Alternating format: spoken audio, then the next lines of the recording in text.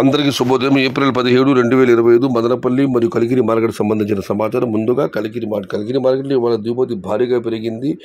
దానితో పోలిస్తే ఇవాళ ధర తగ్గింది.